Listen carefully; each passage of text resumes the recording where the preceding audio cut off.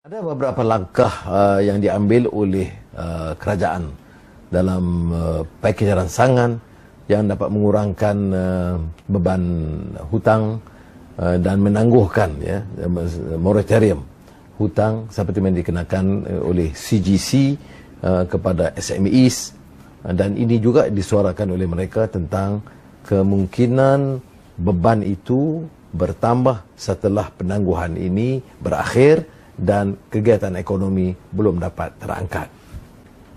Tapi dalam konteks perbincangan kita menyambung hal ini ialah soal moratorium sewa rumah yang kini membebankan rakyat.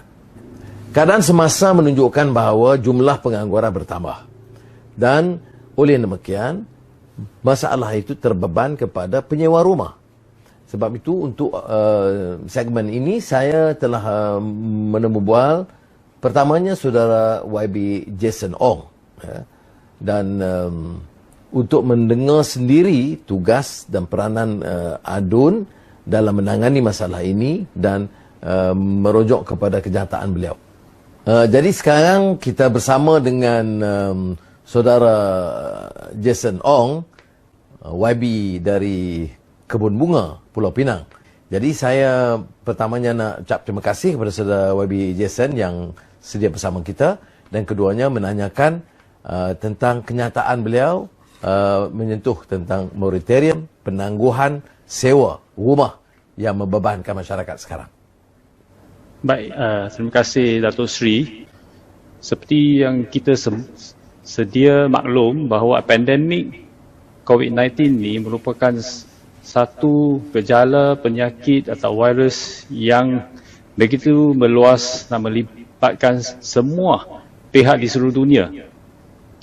Dan ramai yang terkesan, terutamanya pada waktu ini, kita dapat bahawa ramai penyewa rumah, terutamanya untuk rumah kos rendah sederhana, ada yang telah di-retrench.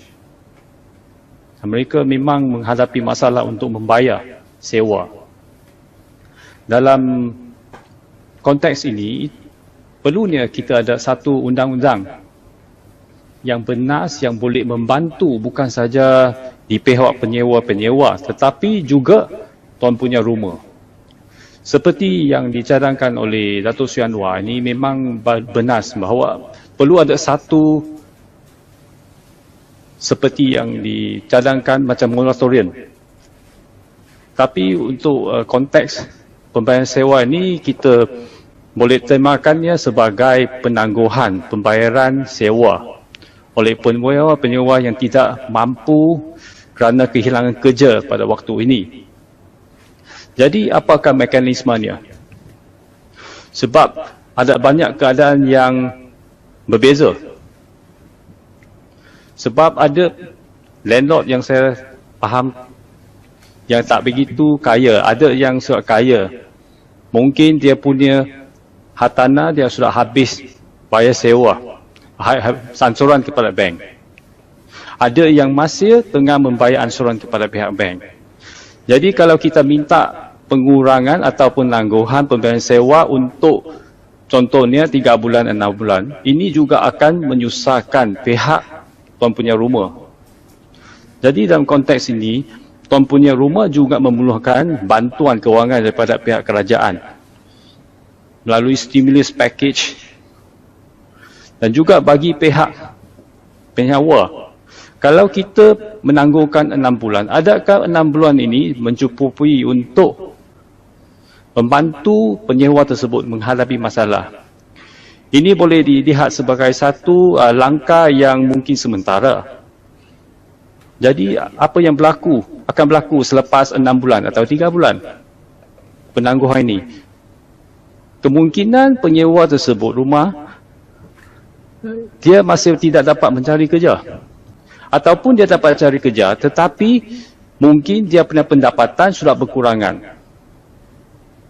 Jadi kita masih belum dapat menyelesaikan masalah pihak penyewa ataupun tuan punya rumah. Jadi undang-undang yang bakal digubah ni mesti fleksibel.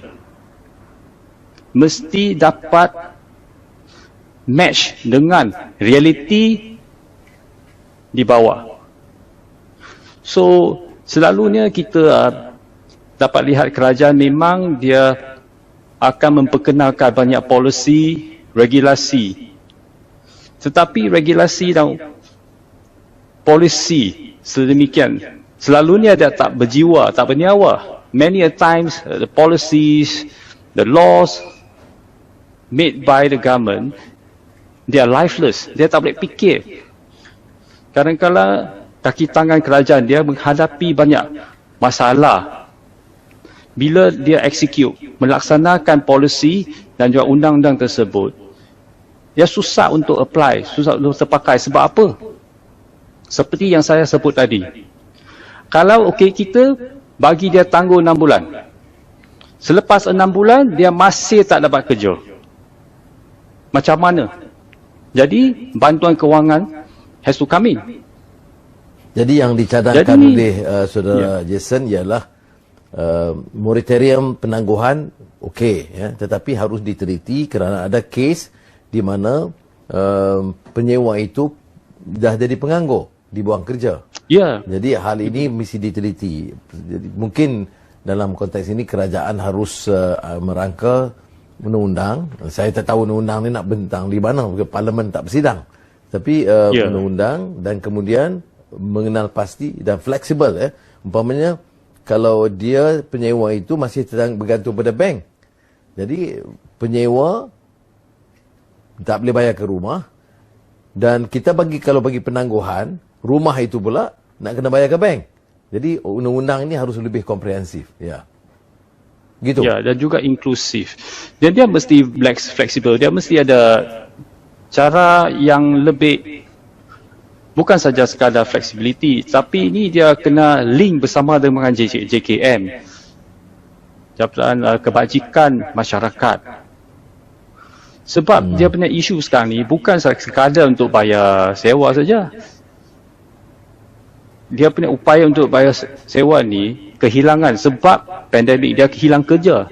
Jadi pihak JKM juga kena bekerjasama dengan kerajaan. So ini melibatkan agensi kerajaan yang lain. Terima kasih saudara Jason Ong. Ini pengalaman di tahap bawah sebagai seorang ahli Dewan Undangan Negeri.